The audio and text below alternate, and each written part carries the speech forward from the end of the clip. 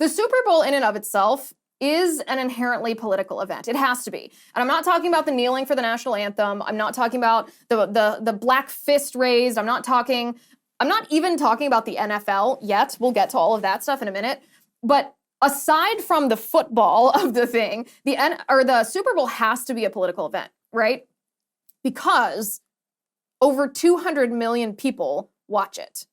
200 million people is a ton of people. That's more people. And I know this 200 million people, they're not just people in the United States, and some of them are younger than voting age, but the sheer volume of people is more than the number of people who voted in the 2020 presidential election. That was like 150, 160 million people.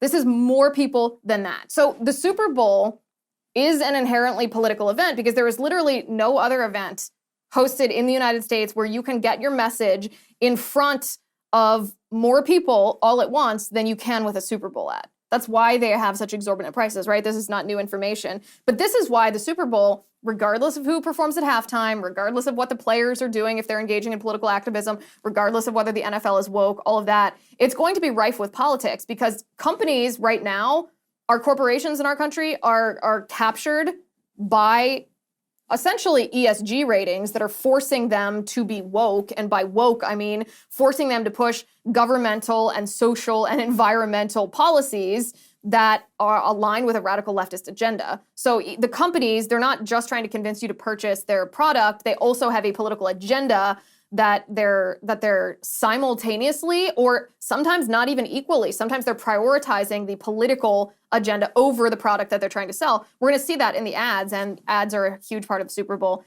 They used to be a lot funnier. I mean, I grew up with the Bud Light WhatsApp commercials, and I think we all are nostalgic for that. The early 2000s, those types of commercials.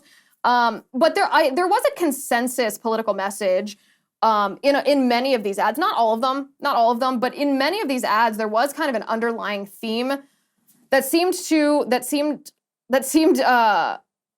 to be cohesive, meaning it seemed like it was the same underlying message in several of these ads. Hi guys, it's Liz Wheeler. Don't forget to watch my show, The Liz Wheeler Show, every night at 7 p.m. on the First TV. You can download the free First TV app, or you can visit thefirsttv.com/Liz and start watching today.